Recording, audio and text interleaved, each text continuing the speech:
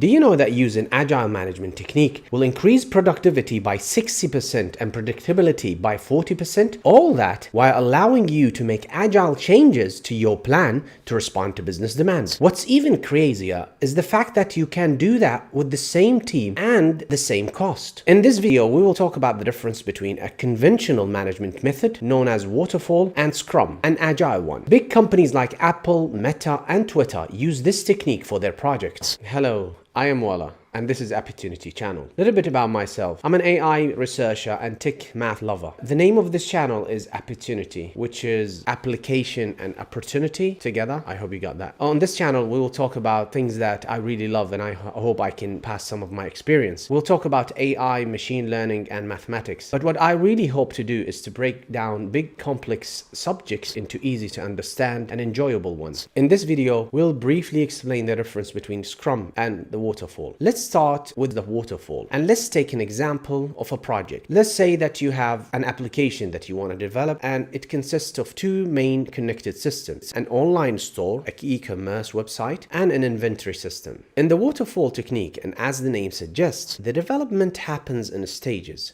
one after the other. It starts by taking the requirements in details, and that includes a full description of each feature of the application. And as for the cost, a contract negotiation will take place to set the exact cost with very minimal room to accept changes. And from there, and after the contract is done, the next stage will be to make a precise analysis and a detailed system architecture design. This will hold a vivid plan for the development stage. So from there, lo and behold, the programming starts. But let's have a quick stop here. You see, let's say that you started the programming stage and you are somewhere in the middle, and for some reason you wanted to make some changes. Let's say changing some online feature. You can imagine that this can be very difficult to imply or even impossible, and you would want to recalculate the costs again because you might have to go to the square one and redesign the whole solution in some cases. But enough about that for now. So after the development phase finishes, developers test the solution as a whole, and they launch the first beta version, and from there to the final release. Now, this is the conventional way, but if you were the client, you can tell why this might be a bit uncomfortable. First, you were not involved during the programming stage, meaning the whole thing is just like a black box to you. You don't know if they overcharge you. Second, as we said, you can do many changes. And third, if you were to see the application while it's being developed, you could actually be part of the development and cast your own ideas. And for sure, you being the owner of the application, your ideas really matter. Now, let's take the same example but with Scrum technique. At the beginning, you will sit with the team and they will understand from you the application functionality, and then they will represent for you the technology and the system architecture that they will use. Amongst this team, there's a person whose title is the product owner. The product owner is a person whose job is to bridge the gap between you and the technical team. So you will find it easy to talk and communicate with the technical team. You see, in Scrum, the coding itself will happen in small iterations or cycles. Each cycle consists of 4 main points: design, develop, test, and release. The next cycle will take the feedback and redo the whole 4 points again. Now, to explain that more, let's go back to our example. Let's say that you prioritize the development of the inventory system. Well, you remember the product owner we talked about? He actually has more jobs. So he and the team will divide the system into fully described stories. You can think of a story as a small function, such as a login function or notification in the app. The team then will take a bunch of those stories and they will start developing them in what's called a sprint. A sprint is usually a 2 to 4 week iteration or a cycle, as we said before, where the developers will design, develop, test, and release a bunch of those stories. At the end of each sprint, each person on the team demos their work to you and to each other. This will allow you to see the team and also will give you a space to give your direct feedback. And here is where the magic of an Agile technique really shines. I mean, think about it. You can actually put your feedback before the next sprint starts and try the look and feel of those smaller pieces of the application, from its front end design to some performance readings, for example. This will allow you to see the application before it takes an unwanted path, and to make the changes before it gets long gone from what was in mind.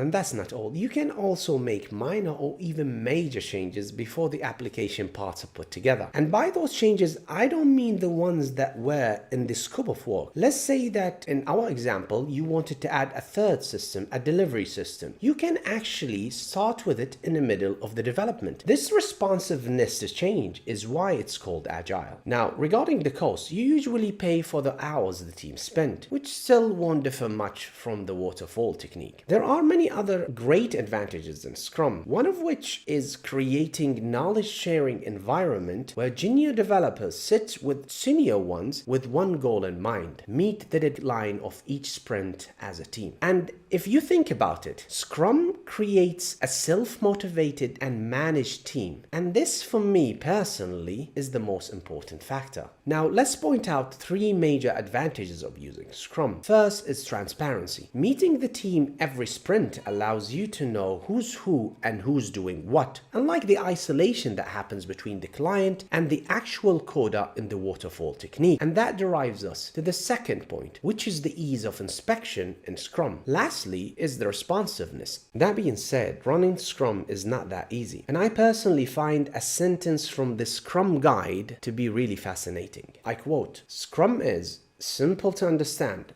difficult to master." Even though in theory Scrum sounds easy, but things can go very wrong very fast. So companies usually hire a Scrum master, a person whose job is to make sure that Scrum is correctly implemented, and that requires an experienced individual because, as some might argue, Scrum is a philosophy more than just being a technique. If you want to learn more about Scrum, I will leave some links in the description down below. And if you want us to make a special video about Scrum, please leave it in the comment. Now, to sum it all up, we can say that Scrum values individuals and interaction more than fixed process and tools. And that has a great benefit, but also comes with many challenges. Second, what really matters in Scrum is working software, while Waterfall really depends on comprehensive documentation. And as you can see, Scrum consider you to be a part of the process, regardless of your background, while Waterfall is more tied up by the contract itself. Tell us what you think about those techniques and which method is best for you. I hope you enjoyed this video, and if you want to learn something special about AI or machine learning, please mention it in the comment below. We do read it. Don't forget to subscribe to our channel if you learned something today, and if you like this video, just like it. Thank you, and I'll see you soon. This one is bad again.